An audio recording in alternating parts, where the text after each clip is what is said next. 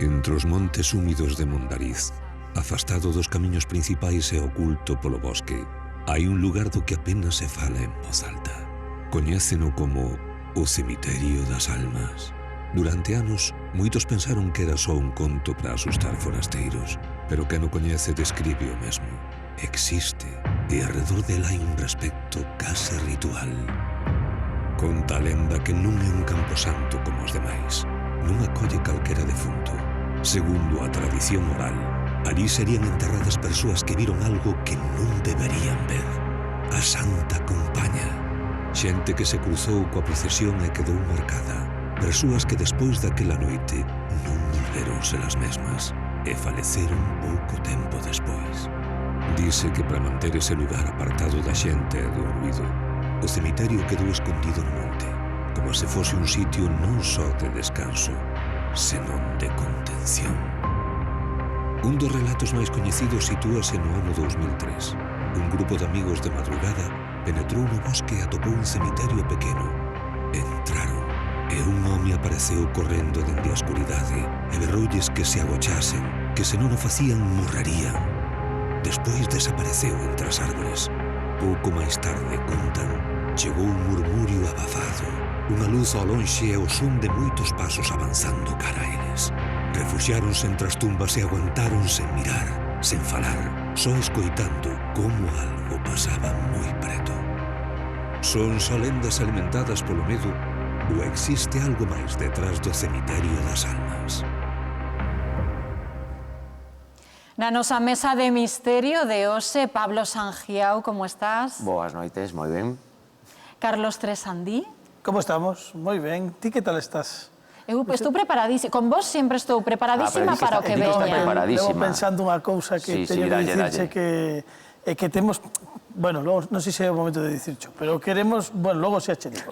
Lembramo, por favor, que... Non cho lembro, porque sei perfectamente por onde vas, Tresandí. Perfectísimamente por onde vas. Despois lle contamos, señores. Carlos Gabriel Fernández, o noso experto en lendas da mesa. Como estás, Carlos Gabriel? Moi ben, encantado unha vez máis. Un tema de hoxe que me gusta moitísimo.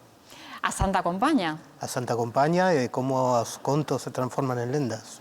E a nosa convidada de hoxe, Mari Carmen Ligero, que sabe moito tamén de Santa Compaña. Boa noite, Mari Carmen. Benvida á mesa de Expediente Oculto. Antes de arrancar, un pouco o fío do vídeo que acabamos de ver, Carlos Gabriel, eu quería preguntarche, estas lendas un pouco, como van tomando forma, como van nacendo? Porque pensábamos que eran cousas que viñan moi do pasado, pero estos rapaces estiveron aí fai relativamente poucos anos. Como medran estas fábulas? Sí, esa historia nace no 2013, aparece en internet. Aparece en internet sen nome, sen protagonistas e sen un lugar preciso tampouco.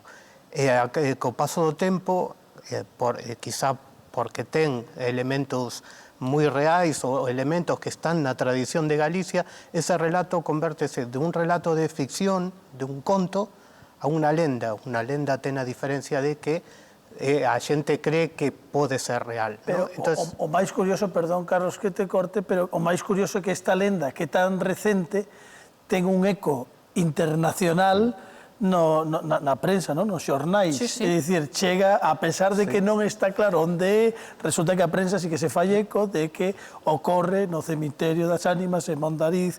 É moi curioso, non? E de feito, pon no mundo do misterio pon a Mondariz no mapa, non? Precisamente por iso o traemos a nosa mesa, non? Porque de repente estalou de tal maneira que ora é cuestión de googlear Cemiterio de Mondariz e o primeiro que aparece é esta lenda. É curioso porque a Santa Compaña, que falábamos antes, Carlos e eu, tamén sempre aparece en certos puntos, os cemiterios é un deles, non?